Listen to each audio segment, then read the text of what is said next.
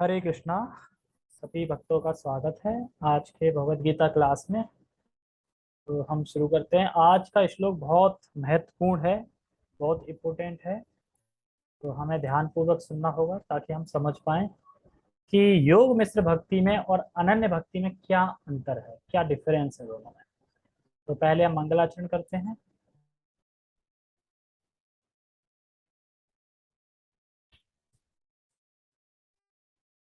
ओम अज्ञानतिमिरान्धस्य ज्ञानञ्जनाशलाकया चक्षुरुन्मीलितं येन तस्मै श्रीगुरुवे नमः।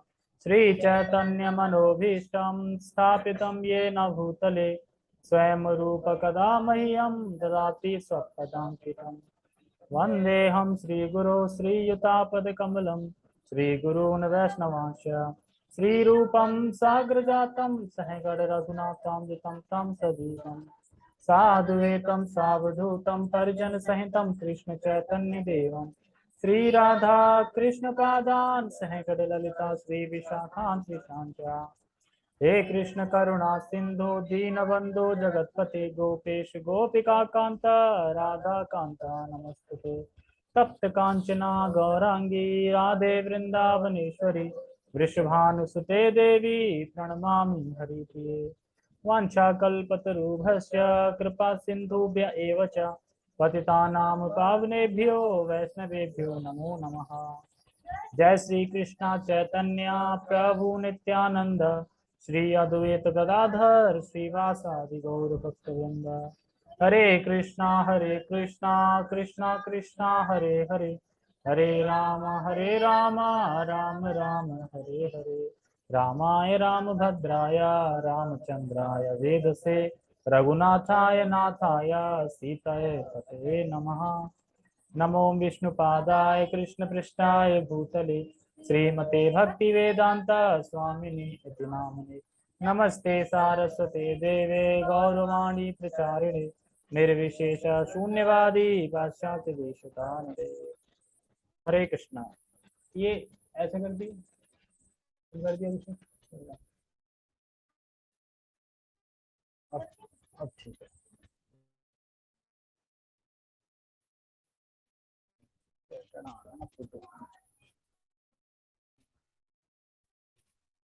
ओके, हरे कृष्णा। तो हम शुरू करते हैं। तो बैटरी लो, बैटरी लो बोला है, बैटरी लो बोला, लो या लो? ठीक है, कोई नहीं। तो अब किसी की आवाज सुनाई भी नहीं पड़ेगी, ठीक है। मैसेज कर देना, किसी का अनम्यूट खुल जाएगा तो अनम्यूट हो जाए तो मैसेज कर देना टेक्स्ट कि बैटरी डिस्चार्ज हो गई स्पीकर की। ठीक है। तो आज का जो श्लोक है, मैंने बताया था ना कि 11 12 13 तक बताएंगे योग मिश्र भक्ति की, जो भक्ति भी कर रहा है और लेकिन योग का सहारा भी ले रहा है, योग मिश्र भक्ति है। और अब जो आज के श्लोक में, इस श्लोक में सिर्फ शुद्ध भक्ति की बात करी गई है। इसमें बिल्कुल भी योग मिश्रित नहीं है, 1% भी, 0% भी नहीं है। बिल्कुल शुद्ध प्योर प्योर भक्ति है उसकी। तो हाँ, जब भी भक्ति में या भगवत गीता में जब भी ऐसे श्लोक आते हैं जिसमें अनन्य शब्द की, अनन्य शब्द आया हो, सततम शब्द आया हो, या फिर केवला शब्द आया हो, तो ये श्लोक बहुत महत्वपूर्ण होते हैं जिसमें, क्योंकि ये चीजें सिर्फ शुद्ध भक्ति पे होती हैं। बाकी योग मिश्र होते हैं या फिर अष्टांग योग, ज्ञान योग, उसमें ये सब चीजें नहीं आते। अनन्य, सततम, नित्य, केवलम, नियुक्त, ये सब चीजें ऐसे ही श्लोक में आती हैं जिसमें बिल्कुल शुद्ध भक्ति की बात कही जा रही है। तो भक्ति, क्योंकि इसी से 4 प्रकार के रस को हम जागरण कर सकते हैं। 4 प्रकार रस बताते हैं ना, दास्य भाव, साख्य, माधुर्य रस। तो ये रस, इसी अनन्य भक्ति करेंगे तो ही हम इन 4 रसों में कोई एक रस का जागरण कर सकते हैं। उस रस में हम जाके सेवा करेंगे। जो दास्य भाव तो दास के हिसाब से सेवा करेंगे, माधुर्य भाव तो माधुर्य भाव में सेवा करेंगे गोपी के रूप में। अगर वात्सल्य भाव है तो माता पिता के रूप में सेवा करेंगे भगवान की, इस तरीके से। ठीक है। तो ये बहुत महत्वपूर्ण श्लोक है और इस पे काफी लंबा लेक्चर था, तो हम पार्ट 1 पार्ट 2 में करेंगे। पहले हम श्लोक का उच्चारण करते हैं। अनन्य चेतः सततम यो माम स्मृति नित्यशः तस्याहं सुलभः पार्थ नित- नित्ययुक्तस्य चे नित्ययुक्तस्य योगिना अनन्यचेतः सततम् यो मां स्मरति नित्यशः तस्याहं सुलभः पार्थ नित्ययुक्तस्य योगिनः।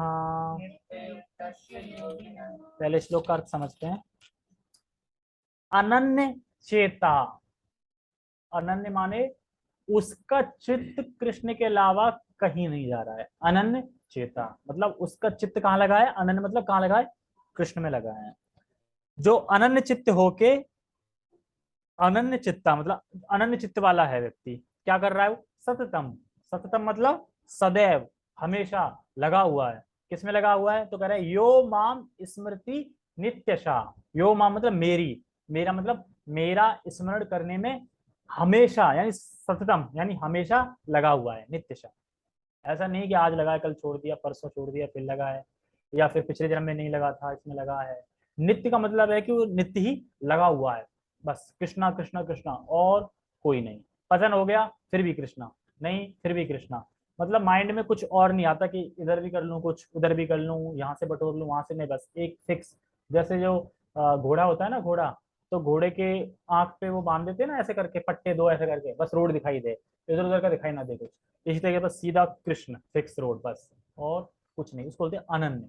अगर वो कभी कोई माइंड में ये लाए कि अरे कृष्ण की तो बहुत कर ली, चलो इधर इधर भी कर लूँ, ये भी कर लूँ, फिर किसी और की भी, वो अनन्य नहीं माना जाएगा, क्योंकि वो इधर उधर जा रहा है। ये अनन्य वही है जो सिर्फ कृष्ण के पास जाता है। अच्छा ठीक है, अनन्य चित्त वाला है, आपके चित्त में लगा है, सततम हमेशा लगा हुआ है, और आपका स्मरण कर रहा है, तो क्या क्या मिलेगा उसको, तो कह रहा है तस्या हम सुलभ पार्थ। तो ऐसे व्यक्ति के लिए हे पार्थ, मैं बिल्कुल सुलभ हो जाता हूँ। सुलभ मतलब सरलता से उसे मिल जाता हूँ। पिछले श्लोक में क्या बताया था मैंने, कि जब कोई भगवान को प्राप्त करने का प्रयास करता है तो भगवान भी वहां से हेल्प करते हैं। और एक मैंने उदाहरण दिया था एक कथा से, कि जो गोप कुमार थे, तो गोप कुमार जब भगवान कहते हैं ना कि मैं यही सोचता था कि तुम इस जन्म शायद मुझे याद करोगे, पर तुम करते नहीं थे, तो ये आशा, जो आशा मुझे ऐसे नचा रही थी जैसे बंदर को क्या है, मदारी नचाता है। तो मतलब भगवान ज्यादा आतुर होते हैं भक्त के लिए, तो इसलिए कह रहे हैं कि तस्याम सुलभ, उसके लिए मैं सुलभ हो जाता हूँ, मतलब आसानी से वो मुझे प्राप्त कर लेता है, क्योंकि मैं तो चाहता ही हूँ, और वो ये फॉलो करेगा तो मुझे प्राप्त कर लेगा। तो अब समझ में आया कि हम भगवान को कैसे प्राप्त कर सकते हैं। अनन्य चेत साक्ष्य, अनन्य चेतन मतलब कि चौबीसों घंटे भगवान का स्मरण, ये नहीं कि ठीक है, इसको अनन्य भक्ति नहीं बोलते जो अपन कर रहे हैं, अभी अनन्य भक्ति थोड़ी है वो। अनन्य भक्ति होती 24 घंटे। अभी अपन 24 घंटे कहाँ कर रहे हैं, अपन तो 2 घंटा सुबह कर रहे हैं, 2 घंटे शाम को, और दिन में एक आध दो और कर लिया, बाकी तो और भी कर रहे हैं ना, संसार कह रहे हैं ना, चलो संसार को भी देखते रहेंगे, फैमिली को भी देखते रहेंगे और भगवान का भी करते रहेंगे। तो ये भक्ति है, पर अनन्य भक्ति नहीं है। तो कह रहे हैं अनन्य जो भक्त होता है वो मुझे आसानी से प्राप्त कर लेता है। तो कोई पूछे अच्छा तो हमारी फैमिली है, परिवार है, तो हम फिर अनन्य हो ही नहीं पाएंगे कभी। जब हम श्रवण करते रहेंगे, कीर्तन करते रहेंगे, तो धीरे धीरे हमारा हृदय इतना शुद्ध हो जाएगा कि हम बाकी काम करते रहेंगे, पर स्मरण चलता रहेगा 24 घंटे भगवान का। बाहरी तौर पे ये लगेगा अरे ये तो घर में लगा है, ये तो भोगों में लगा है, लेकिन भोगों में लगा नहीं होता, वो कृष्ण में लगा रहता है। जैसे राधा स्टोर हुए, अनन्य भक्त हैं, लेकिन लगते तो ऐसा रहता है ना भोग में लगे। अर्जुन हुए, लेकिन है अनन्य भक्त। माता यशोदा हुई, अनन्य भक्त है, लेकिन अब देखने में क्या लगता है, वो तो अपना घर का काम कर रही है, कृष्ण को उठा के अलग रख दिया उन्होंने, ये कैसा अनन्य भक्त है, तो अनन्य भक्ति है। हाँ,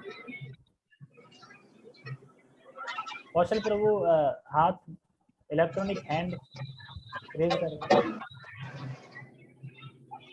गलती से हो गया, आवाज नहीं आएगी, लिख के लिखना पड़ेगा, लिख देना मैसेज, ठीक है। अच्छा ये समझ गया, ठीक है, ये अनम्यूट कर दिया मैंने। ये तुम्हारी मम्मी को पता नहीं रहता कि वहीं किचन में कुछ कर रहे हैं। ये राम सिंह सावित्री है, इन्होंने तो साउंड तो ज्वाइन ही नहीं किया, सुनाई क्या देगा? ऑडियो ज्वाइन नहीं करिए। कोई है तो बोल दो फोन करके। अच्छा रेखा सुन रही होंगी ना, रेखा बोल दो फोन करके उन्हें साउंड ज्वाइन करा दो, ऑडियो, शायद ऑडियो ज्वाइन नहीं करी। ठीक है, तो अनन्य भक्त बनना होगा मैं, और अनन्य भक्त के लिए क्या क्या करना पड़ेगा, कैसे क्या है, तो उसी बारे में बताते हैं। ठीक है, कह रहे हैं तो तस्या हम सुलभ पार्थ, हे पार्थ उसके लिए मैं बस सुलभ हूँ। सुलभ मतलब समझते हैं, सुलभ मतलब आसानी से प्राप्त हूँ। ठीक है, तो फिर कह रहे हैं नित्य युक्त से योगिना, मतलब क्योंकि वह नित्य ही युक्त रहते हैं, मतलब वो हमेशा ही बने रहते हैं हमारे में। तो यहाँ पे प्रभु जी नित्य युक्त का दो अर्थ ले रहे हैं, ध्यान से सुनना। नित्य युक्त के दो अर्थ हैं, एक तो नित्य युक्त होता है जो 24 घंटे लगा हुआ है, भगवान के स्मरण में लगा हुआ है, एक तो वो हो गया नित्य युक्त। दूसरे का अर्थ बता रहे हैं, जो भगवान से अपना 4 प्रकार के रस हैं उसमें वो आध्यात्म जगत में युक्त होना चाहते हैं। मतलब किसमें नित्य युक्त है वो? 4 प्रकार के जो रस हैं, दास, साख्य, माधुर्य और वात्सल्य, तो उनमें वो किसी एक में रस में नियुक्त हो जाता है, मतलब नियुक्त होना चाहता है उसमें, तो उसमें वो लगा हुआ है।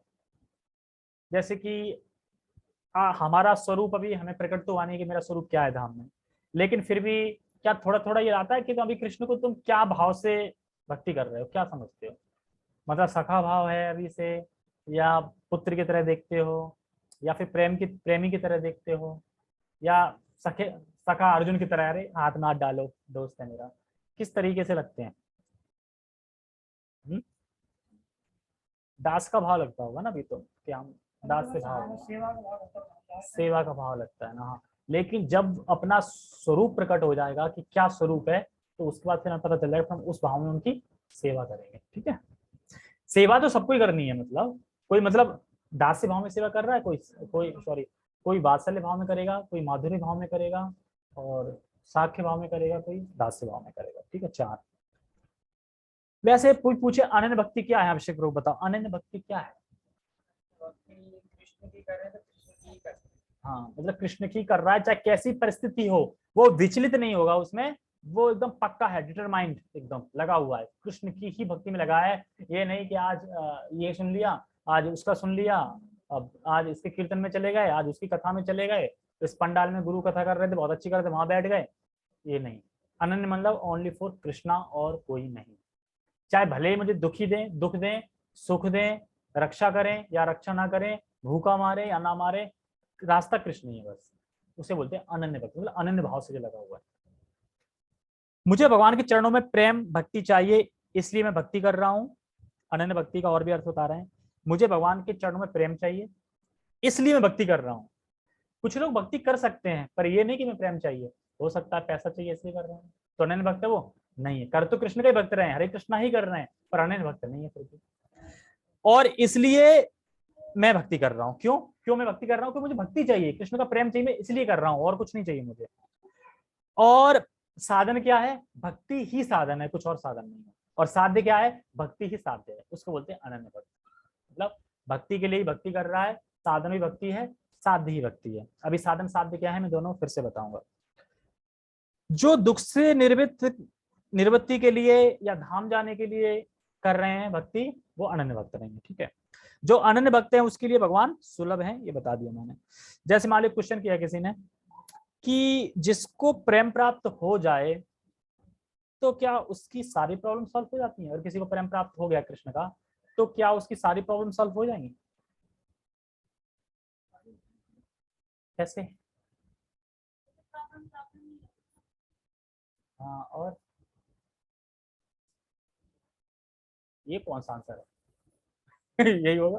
लगेगा ही ना, यही होगा शायद। शायद नहीं कर, क्या होगा? कंफर्म है कि उसे लगेगा ही नहीं तो कुछ। अच्छा, और शरीर से अरे वही तो कह, शरीर से ऊपर तो हो गया, प्रेम मिल रहा है तो फिर सारी प्रॉब्लम सॉल्व हो गई कैसे? शरीर से ऊपर हो गया तो सारी प्रॉब्लम सॉल्व हो गई। शरीर से जुड़ी हुई सारी चीजें होती हैं। ठीक है, सब मतलब थोड़ा थोड़ा सब सही ही है, लेकिन यहाँ पे बता रहे हैं कि वो जो कोई भी कार्य करेगा उसमें उसको अनन्य सुख मिलेगा। तो कोई प्रॉब्लम रहेगी फिर? तो मान लो दिन भर में अगर 50 काम करे, 50 में तुम्हें अनन्य सुख मिल रहा है, तो ये प्रॉब्लम है। अगर उसे दुख मिल रहा है तो उसमें भी उसे अनन्य सुख मिल रहा है। तो इस तरीके से जो भगवान, जिसे भगवान का प्रेम प्राप्त हो गया है, वो कुछ भी करे, श्रवण करे, कीर्तन करे या कोई भी कार्य करे भगवान के लिए, वो उसे अनन्य शुद्ध मतलब अनन्य सुख प्राप्त होता है उसे, तो इसलिए उसे कोई होश नहीं रहता। फिर कोई भी क्रिया करे उसका अनंत सुख प्राप्त होता है। जैसे कि बताते हैं, चैतन्य चरितामृत में एक लीला आती है कि रघुनाथ गोस्वामी थे, रघुनाथ भट्ट थे कि रघुनाथ गोस्वामी थे, तो वो इतना सेवा में, आनंद में इतना मतलब लीन थे कि वो 3 दिन में एक बार छाछ पीते थे, और फिर पता क्या बोलते थे, मैं बहुत इंद्रिय तृप्ति कर रहा हूँ। 3 दिन में जो एक बार छाछ पिए, और वो ये बोल सकता है कि मैं बहुत इंद्रिय तृप्ति कर रहा हूँ।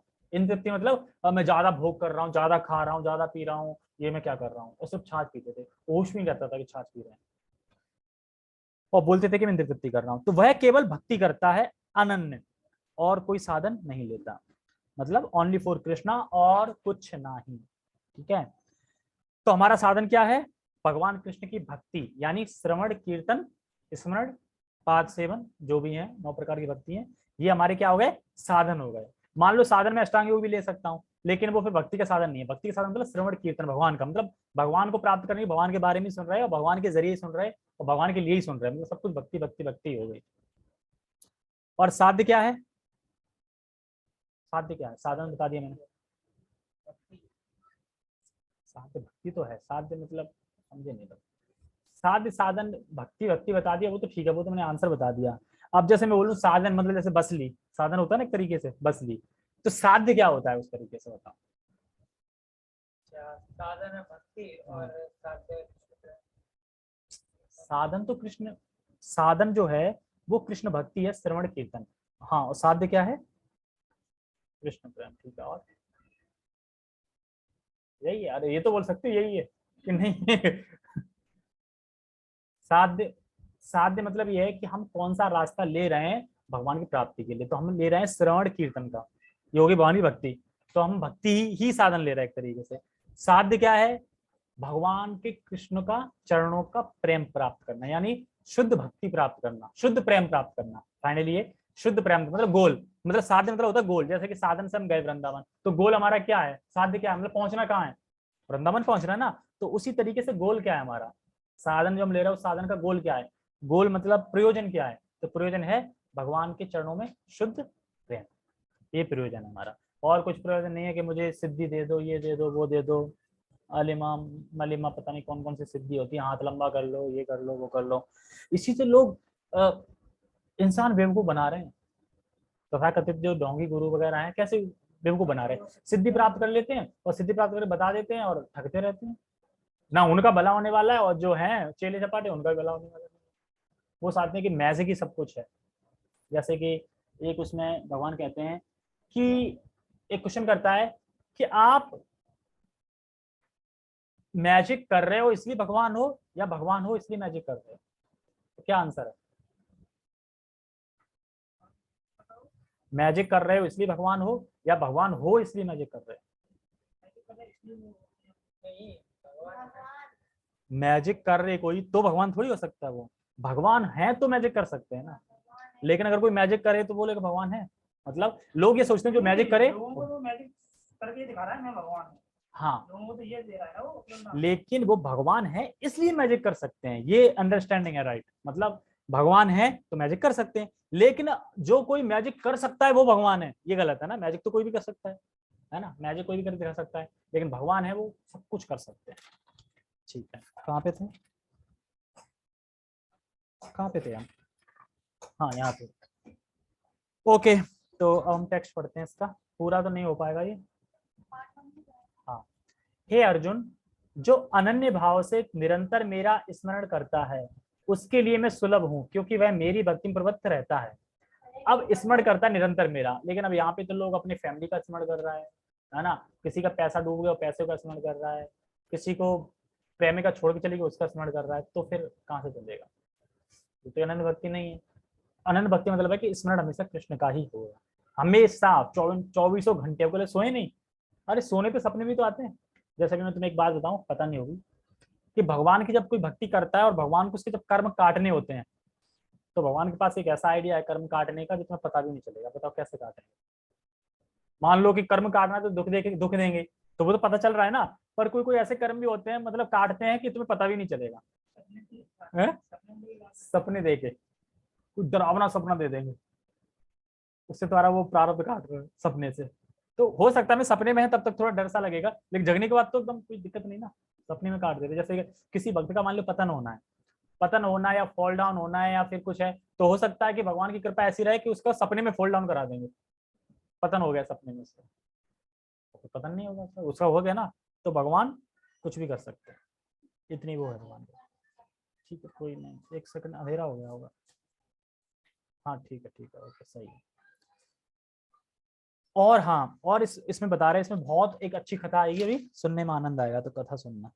वैसे भी कथा कहानियां तो सबको अच्छी लगती है ना, कहानियां तो लोग बड़े बूढ़े बूढ़े लोग आ जाते हैं, कहानी सुनाओ, एक था राजा एक थी रानी, उसके इतने लड़के थे पुत्र थे भाग गए ये वो, ऐसे करके। जैसे कथा आती है संघ के ऊपर, भक्तों के संघ के ऊपर, कि भक्तों संघ के ऊपर नहीं थे, संकल्प के ऊपर, संकल्प कि अगर हम भगवान के लिए कोई संकल्प करते हैं तो हमें क्या लाभ मिलेगा। तो उसमें एक कथा आती है कि एक इंसान था, तो वो आया भगवान के उसमें, आया मतलब क्लास में आया एक तरीके से, तो उससे बोला हमें संकल्प लेना चाहिए कि आज से हम कृष्ण भक्ति करेंगे, हमें संकल्प लीजिएगा हम हरे कृष्णा करेंगे। तो कह रहा संकल्प लेना चाहिए, क्या होता है संकल्प से, है? कह रहा संकल्प से बहुत कुछ होता है, पहली बार आया था उसे पता नहीं था इतना। तो वो कहता ठीक है मैं भी आज से संकल्प लूंगा। कि क्या संकल्प लूं मैं, अब सोचने लगा क्या संकल्प लूं, तो कहता है मैं संकल्प लेता हूं कि मेरे घर के सामने एक पड़ोसी रहता है और वो कुमार है, उसका मुंह देख के ही मैं खाना खाऊं, मतलब उसको देख लूंगा ना मैं सामने वाले को, तब मैं मुंह खाऊंगा, ये मेरा संकल्प है, तब तो मैं खाना ही नहीं खाऊंगा, उसको नहीं देखा तो मैं भूखा रह जाऊंगा, ऐसा संकल्प रहता है। अब वो डेली क्या करता, जगता और उसका गेट खटखटाता, अरे उठो उठो, तो देख लेता, हाँ बस ठीक है ओके, और चला जाता फिर अपने आराम से अपने पूरे दिन कार्य करता। एक बार क्या हुआ कि वो कुमार था, वो सुबह सुबह चला गया मिट्टी खोदने, अब घड़े के लिए मिट्टी चाहिए थी ना, मिट्टी खोदने, अब ये जगह, अब उसने गेट खटखटाया तो उसकी पत्नी बोली कि वो तो गए, वो तो जंगल चले गए, वो तो मिट्टी लेने गए, मिट्टी लेने गए, अरे तो पता है कि मुझे तो, मेरी तो आज ट्रेन है, मुझे निकलना है मुझे, तो उसका मुंह नहीं देखो तो खाना कैसे खाऊंगा, मतलब संकल्प था ना उसका, कोई भी संकल्प कर सकते हैं। तो अब वो ढूंढता ढूंढता पीछे पीछे जंगल चला गया, चिल्ला रहा कुमार कुमार, मतलब नाम से चिल्ला रहा। तो अब चिल्लाता जा रहा, तो कुमार वहां पे मिट्टी खोद रहा था। तो कुमार को ना एक राजा का सोने का मतलब सिक्के से घड़ा मिला था, तो वो वहां पे ना छुपा दिया था उसने, छुपाएंगे बाद में देखेंगे जब शांत हो जाएगा माहौल, उखाड़ूंगा और ले जाऊंगा, यूज करूंगा। तो अब वो मतलब उखाड़ ही रहा था उसको, मतलब तब तक मतलब ये जाता है तो ये देख लेता है, मतलब पहुंच जाता है देख लेता है, मतलब इसकी नजर पड़ जाती है, तो वो सोने के सिक्के का घड़ा। तो वो कहता है, फिर कुमार कहता है देखो यार बताना मत, कि अपने ऐसा करते हैं आधा आधा कर लेते हैं, ठीक है, ये राजा का है ऐसे ऐसे, जैसे भी राजा ने कौन सा कमाया था उधर से ऐसे करके ही लिया है उसने। तो इससे मतलब कहने का तात्पर्य यह है कि उसने एक संकल्प लिया तो उसे सोने के सिक्के मिल गए, भौतिक संकल्प लेने से सोने के सिक्के का लाभ हुआ उसे, ठीक है, घर वाले खुश हो गए, उसे काफी पैसा वैसा हो गया, सब हो गया। सोचो अगर हम आध्यात्मिक संकल्प लेते हैं भक्ति के लिए तो कितना लाभ होगा, जब भौतिक संकल्प से ये लाभ हो गया। तो इसलिए हमें संकल्प लेना चाहिए, बिना संकल्प के कुछ नहीं हो सकता। अगर हम संकल्प ले लें कि 8 से 9 मुझे ग्रंथ पढ़ने हैं, क्लास सुननी है, तो सुननी है, कुछ भी हो जाए, बोलता रहे जो बोलना है। क्योंकि लोग कहते हैं ना कि हम संसार को संतुष्ट करना चाह रहे हैं ना, संसार मतलब अपने पड़ोसी फैमिली रिश्ते इनको संतुष्ट करना चाह रहे हैं ना, लेकिन हम कृष्ण को संतुष्ट करना छोड़ देते हैं। तो जबकि होना क्या चाहिए, कृष्ण को संतुष्ट करेंगे तो बाकी सब संतुष्ट हो जाएंगे, आज नहीं हो जाएंगे तो कल हो जाएंगे, और जिनको होना नहीं होगा तो समझ जाओ कृष्ण चाहते हैं कि वो संतुष्ट हो ही ना, वो अलग ही हो जाए।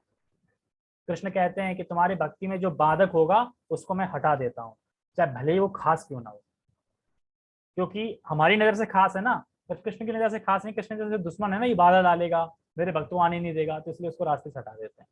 रास्ते से हटाने का मतलब ये नहीं कि उसे मृत्यु दे देते हैं, मतलब लड़ाई वड़ाई करवा देंगे तुम्हारी, ऐसे करवा देंगे कि वो अलग ही हो जाएगा, वो कहेगा भाई तुम हरे कृष्ण कर रहे हो, मैं आज से तुमसे बात नहीं करूंगा, ठीक है हम यही चाहते थे, अब बात ना करो, क्योंकि हमारे पास टाइम भी नहीं है बात करने के लिए, हमारे पास कृष्ण है हमसे बात करने के लिए, कृष्ण है इनकी नहीं बात करने के लिए, कृष्ण से बात कर सकते हो। और कृष्ण ऐसा नहीं कि बात नहीं करते, कृष्ण बात करते हैं।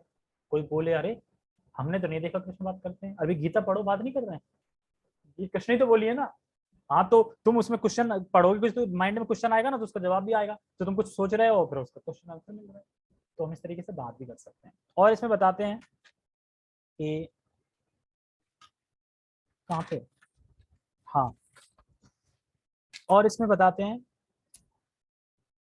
कि जो अनन्य भक्त होता है वो जब हमेशा युक्त हो जाता है भगवान के स्मरण में, तो फिर भगवान सुलभ हो जाते हैं। सुलभ मतलब कि बिल्कुल जैसे कि अभी जैसे मैं किसी से मिलने जाऊं तो वो सुलभ है ना मेरे लिए, मैं जहाँ आवाज दूंगा वो बाहर निकल के आ जाएगा, मिल जाएगा सीधा, ठीक है। तो ऐसे भगवान हो जाते हैं उसके सुलभ, क्योंकि वो निरंतर भगवान के उसमें लगा हुआ है, ठीक है। तो इसके ऊपर एक कथा आती है कि अनन्य भक्त मतलब अनन्य जो भक्त होते हैं मतलब वो कैसे भगवान को प्राप्त कर पाते हैं। तो इसमें कथा आती है नरसिंह मेहता की। नरसिंह मेहता बोलते हैं ना, नरसिंह मेहता, सॉरी, नरसिंह मेहता की कथा आती है। नरसिंह मेहता नाम सुना होगा। तो नरसिंह मेहता जो थे वो भगवान के निष्ठावान भक्त थे। निष्ठावान मतलब कि भगवान में निष्ठा थी और हमेशा भगवान का नाम निरंतर लिया करते, पर कभी भगवान के उन्होंने दर्शन नहीं करे थे, तो हमेशा बोलते थे गोविंद गोविंद गोविंद, ऐसे हमेशा उच्चारण करते रहते थे। तो एक बार क्या हुआ कि उनके पड़ोस में किसी की मृत्यु हो गई। मृत्यु हो गई तो अब किसी जेंट्स की मृत्यु हुई थी, तो उसके घर में कोई था भी नहीं, अकेली बीवी थी उसकी। तो मृत्यु होने के बाद होता है ना कि क्रियाक्रम करना, ले जाना, ये सब काम होते हैं। तो जो नरसिंह मेहता थे वो चले गए, पहुंच गए वहां पे, मतलब तो सारा क्रियाक्रम करा करो के जब वापस आते हैं तो उनकी फैमिली उनसे दोषारोपण करती है, अरे तुम्हें पता है उसका मतलब आदमी तो खत्म हो गया और स्त्री अकेली थी घर में और तुम उसके घर चले गए, तुम्हारे इतना मतलब तुम्हारे अंदर भूख की भावना है, ये वो दुनिया भर के उनसे रोशन मतलब आरोप वगैरह लगाए, दोष लगाए। तो वो कहते नहीं नहीं मैं तो उनकी हेल्प करने गया था। भाई हेल्प करने गया था ना, अब अकेली थी कोई था नहीं तो जाना चाहिए, हेल्प करने गया था। तो उसके घर वाले नहीं मानते हैं, तो कहते हैं अरे खोलो खोलो गेट, गेट बंद कर दे। नहीं ऐसा है, तुम उसे दफना के मतलब आए हो ना क्रियाक्रम करके, तो जाओ नहा के आओ। अब कहाँ नहा के आए, गेट तो अंदर ही तो नहाएंगे, अब नहा के कहाँ है। तो उसके बाद जब वो गेट खटखटाते रहते तो ऊपर से लड़का आता है उनका, और लड़का ऊपर से बाल्टी से पानी पुरा देता, ठंड का टाइम था। तो कहते हैं कि जाओ अब सुखा लेना, सुखा के तब घर आना, ठीक है। तो नरसिंह मेहता बड़ा दुखी होते हैं, क्या करूं क्या करें, अब इधर भूख भी लग रही है, आए वहां से, और सर्दी में नहा लिया, ठंड भी लग रही है। तो वो फिर वो घर से मतलब चले जाते हैं, मतलब घर पे एक तरह से निकाल देते हैं उनको, घर से चले जाते हैं। तो वो जब धीरे धीरे जाते जाते जाते ढूंढते ढूंढते कहाँ मुझे स्थान मिले जहाँ पे मैं रात बिता सकूं, तो जंगल की तरफ पहुंच जाते हैं। तो जंगल में उन्हें एक मंदिर मिलता है टूटा फूटा सा, और वो था शिवलिंग का मंदिर। शिवलिंग का मंदिर था, तो वहीं पे बैठ जाते हैं। और क्योंकि ठंड में भीगे हुए थे तो उनको बुखार आ जाता है। बुखार आ जाता है तो बुखार से धीरे धीरे बेहोश हो जाते हैं। अब बेहोश हो जाते हैं तो अब नाम क्या चल रहा था, स्मरण क्या करते थे, गोविंद गोविंद, अब बेहोश में गोविंद गोविंद बोल रहे हैं। अब कहाँ बोल रहे हैं गोविंद, शिव के मंदिर में, शिवलिंग के मंदिर में गोविंद बोल रहे हैं। तो यार आश्चर्यजनक है, ओम नमः शिवाय बोलना चाहिए ना शिव के मंदिर में, तो ये वो गोविंद गोविंद बोल रहे हैं वहां पे। अब बोलते रहे बोलते रहे बोलते रहे तो शिव बड़ा प्रसन्न हो गए, कह रहे यार पहली बार कोई ऐसा आया है कि जो मतलब गोविंद गोविंद मेरे प्रभु का नाम ले रहा है, जो मेरा ना लेके मेरे प्रभु का नाम ले रहा है, बड़ा तो एकदम प्रसन्न हो गए। तो 11वें दिन वो प्रकट हुए, मानसिक तौर पे प्रकट हुए, मतलब मानसिक तौर पे समझते हैं, मतलब वो बेहोश में है उसी में प्रकट हुए। प्रकट हुए मानसिक तौर पे, तो शिव कहते हैं कि मैं बहुत प्रसन्न हूँ, मांगो क्या मांगना चाहते हो। तो हटाक से उनके मुख से क्या गोविंद गोविंद बोल रहे थे, तो हटाक से उनके मुख से निकला कि जो आपको सबसे ज्यादा प्रिय हो वो दे दो मुझे, वो चाहिए मुझे। तो शिव सोचते हैं कि सबसे ज्यादा प्रिय मुझे क्या है, कह रहे सबसे ज्यादा प्रिय तो मुझे तो वही है, गोपी जो रासलीला है उसमें भाग लेना, मतलब उसमें जाना, जा नहीं पाए ना आज तक। खूब उन्होंने षड्यंत्र रच लिए, खूब गोपियों को बुला के, इसको उसको बुला के अपने रूप को बदला, स्त्री बन गए, गोपी बन गए, फिर भी वहां पकड़े गए। अभी भी सोच रहे हैं कैसे एंट्री मिले, कैसे तो सबसे प्रिय वही है उनको, वो एंट्री मिल नहीं पा रही है अभी तक उन्हें, ठीक है। गोपेश भी बन गए। तो उसके बाद कहते हैं कि सबसे प्रिय तो मुझे वही है। तो अब भी बोले कि वो तो 4,500 साल पहले हुआ था, ये नरसिंह मेहता तो अभी आए, ऐसे कैसे। तो जो मना, जो आवेश था जो मन का उनका, तो उसी मन में शिव अपने मतलब शक्ति से उनकी लीला मतलब प्रकट कर देते हैं, वो वाली लीला जो रास हो रहा है वो, क्योंकि शिव भी था संभव है, तो प्रकट कर देते, तो नरसिंह मेहता को लेके उसमें प्रवेश करा देते उस लीला में। अब वो लीला में प्रवेश कर जाते, वो भी गोपियों के संग देख के मतलब नाचने लगते हैं, और कृष्ण घूम रहे हैं सब गोपियों के साथ चकई की तरह, एकदम चक चक चक। एकदम अचानक इनका हाथ पकड़ लेते हैं नरसिंह मेहता का।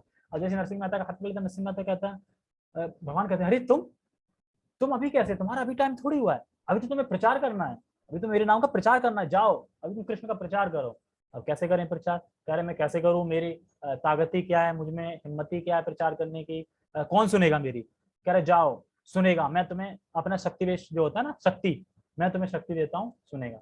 तो उसके बाद वो एक लड्डू गोपाल देते हैं और करताल देते हैं, तो राधा रानी कहती है मुझे भी कुछ देना चाहिए। तो राधा रानी अपना एक मतलब कंबल होता है उनका, तो वो देते हैं। तो वो देते हैं तो उसके बाद फिर अब वो वहीं पे लेटे ही हैं, मतलब लेटे लेटे हो रहा है। जब उनका वो भाव टूटता है तो देखते हैं, जब मतलब आते हैं तब तक वो घर वाले ढूंढ रहे थे उनको। भाई 11 दिन हो गए, घर वाले मरमुरु तो नहीं गया भाई, ढूंढो ढूंढो। तो जाके खंडर पे पहुंच जाते हैं। अब खंडर में पहुंच जाते हैं तो वो बताते हैं यार कि मैंने ऐसे ऐसे देखा है, मैं यहाँ गया था वहां गया था। तब तक उन्हें देखा नहीं कि लड्डू गोपाल ये सब चीजें रखी यहाँ पे। तो वो देखते हैं, जैसे कहानी बताते हैं गाँव वाले, तो गाँव में अरे ये तो यहाँ भी है लड्डू गोपाल वगैरह जैसे बता रहे हैं वैसे। तो कोई कहता रहे ऐसा होगा, कोई दे गया होगा, पड़ा होगा, शायद खुदा कोई रख गया होगा, कोई आया होगा, ऐसे थोड़ी। उसके बाद फिर वो लड्डू गोपाल रखते हैं अपने पास। उस करताल से जब कीर्तन करते हैं तो उनके कीर्तन में आवाज में जो सुरीली आवाज आती है कि सब लोग खिंचे चले आते हैं उनके पास। धीरे धीरे इतना आकाश बढ़ जाता है, फेमस हो जाते हैं पूरे गाँव में उसमें। नरसिंह मेहता का कीर्तन, नरसिंह मेहता का कीर्तन, एकदम भाव में आ जाते हैं। तो ये खबर एकदम फैल गई, राजा तक पहुंच गई। तो राजा कह अच्छा। तो उसके बाद फिर क्या है, क्योंकि वो भगवान के उसमें और आवेश में थे, तो अब उनको क्योंकि लीला में प्रवेश कर चुके थे एक बार, तो उसमें अब वो लिखित में करने लगे, मतलब कि ऐसे ऐसे मैं राधा रानी के वहां गया, वहां पे रासलीला होता, कृष्ण नाच रहे थे, ये तो सब लोग कह रहे हैं यार ये कैसा साधु है, इधर ये कीर्तन भी कर रहा है और अश्लील बातें लिख रहा है इसमें। कृष्ण कृष्ण नाच रहे थे, गोपी के संग ये कर रहे थे, गले मिल रहे थे, ये कर रहे क्या है। तो राजा को गुस्सा भी, राजा उसे जेल में डाल देता है। तो ये तो लग रहा है ढोंग कर रहा है, ये तो है ना, ढोंग कर रहा है, लगेगा ना ऐसे कोई लिखे तो ये तो उसको जेल में डाल दिया। अब जेल में डाल दिया तो बाकी और साधु आए, तो फांसी की सजा सुना दी उनको। तो फांसी होनी थी, शाम को फांसी होनी थी। तो कोई अंतिम इच्छा हो तो बात कर लो, साधु हो तो चलो कोई नहीं। तो काफी साधु आते हैं, वो कहते हैं कि आपको पता है जब आप कीर्तन करते हैं तो ऊपर से आपको माला पहनाई जाती है, माला आ जाती है ऊपर से आपके, मतलब फूलों की, तो माला आपके गर्दन में मतलब प्रवेश कर जाती है, डल जाती है। तो आप कीर्तन करो, जब देखेंगे राजा देखेगा ना कि माला आई उड़ के, आपने पहन ली माला, तब वो विश्वास करेंगे आप पे, तब आपको सरेंडर कर देंगे। तो वो कहते हैं कि नहीं मैं ये नहीं कर सकता, भले ही, क्योंकि भक्त जो होता है वो कहीं पे वो नहीं करता कि मुझे फांसी मिल रही तो मैं परोपकार करूं। जैसे कृष्ण कृष्ण चाहते हैं कि मैं बस इतना ही तक था मेरा जीवन जो भी है। तो कहते हैं अरे नहीं आपको प्रचार करना है ये वो। तो कह रहे क्योंकि मैं ना कीर्तन कर नहीं सकता, क्योंकि मैं जो अपना स्वर हूँ ना वो मैं ना गिरवी रख के आ गया हूँ कहीं पे। अब बताओ, अपना स्वर गिरवी रख के आ गए। एक्चुअली वो कहीं गए थे गाँव में, मतलब घर पे, तो वहां पे उन्हें कुछ चाहिए था, तो कुछ मिला नहीं, तो उन्होंने बोला कि मैं अपना स्वर इसी से मैं कमाता हूँ, ये मेरी जुबान है, तो ये मैं गिरवी रख रहा हूँ, तो फलाना चीज मुझे दे दो। तो अब ये बात है तो मैं नहीं गाऊंगा, मैं नहीं गा सकता, मैंने स्वर तो रख दिया ना, मैं कैसे गाऊंगा। जबकि गा सकते हैं, लेकिन क्योंकि कृष्ण भक्त हैं तो स्वर रख दिया तो रख दिया। तो कृष्ण कहते हैं यार मेरा भक्त है, हठीले तो हम क्या करें, मुझे सहायता करें। तो कृष्ण आते हैं ब्राह्मण के रूप में, उसके घर जाते हैं कि फलाना फलाना साधु का तुमने स्वर गिरवी रखा है, कहाँ रखा है, ठीक है ये लो अपने पैसे जो भी है लो और स्वर दो मुझे। फिर वो साधु बन के जाते हैं, कहते हैं कि मिल गया आपका स्वर मिल गया, मैंने उसका कर्जा चुका दिया, अब स्वर लो अब तुम गाओ। और फिर वो वहां से गायब हो जाते हैं। फिर वो गाते हैं तो क्या गाते हैं, सब लोग इतने आनंद फूल हो जाते हैं। और जहाँ मंदिर था गांव का, उस मंदिर के गेट अपने आप खुलते हैं, ताले टूट जाते हैं, मंदिर के विग्रह से माला आती है, उनके गले में डल जाती है। उसके बाद राजा देखता है तो राजा सीधा दंडवत कर देता है, ओहो आप तो परम मतलब वैष्णव हैं, मैं तो क्या मैंने अपराध कर दिया, आपके चरणों में इतना बड़ा अपराध कर दिया। तो इस कथा से ये समझना होगा कि ये कैसे कर पाया उनने। क्या ऐसा था कि वो संसार में लगे थे, अपने फैमिली में लगे थे, कभी का भगवान नहीं, निरंतर यानी हमेशा अनन्य भाव से भगवान का स्मरण करते थे। तो भगवान के दर्शन प्राप्त हुए उनको, और फिर बाद में जब उनका होगा टाइम तब वो चले गए भगवान के पास। तो इस तरीके से हमें अनन्य भक्ति करनी है, प्रयास करना है धीरे धीरे अनन्य भक्ति का, क्योंकि योग मिश्र भक्ति में भी जाएंगे ठीक है, मुक्ति मिल जाएगी, लेकिन 4 प्रकार के जो रस हैं वो नहीं मिलेंगे। अब बिना 4 प्रकार के रस का तुम सोच के देख लो कैसा लगेगा। दास हटा दो, साख हटा दो, माधुर्य हटा दो और वात्सल्य हटा दो, अब देखो क्या बचा, शांत पेड़ की तरह भगवान है। तो बस ना कुछ बोल पा रहे हैं, ना हंसी मजाक ना कुछ, तो कैसा लगेगा है ना। तो इसलिए जो कृष्ण भक्त होते हैं तो बड़ा चतुर होते हैं। अच्छा और है कि नहीं, वैसे मैंने और भी नोट्स बनाए हैं आगे, तो वो कहाँ जाते हैं बार बार। हाँ ठीक है, ओके है, टाइम है, नहीं फिर तो परपट उसी दिन पढ़ेंगे, ठीक है। ओके फिर, हरे कृष्णा, सभी का बहुत बहुत धन्यवाद। जगत गुरु शील प्रभुपाद की जय, श्रीमद् भगवद गीता की जय, निताई निताई गौर प्रेमानंदे, हरि हरि बोल, हरे कृष्णा। हाँ तुम कुछ बोल रहे थे, हटा ली मैंने।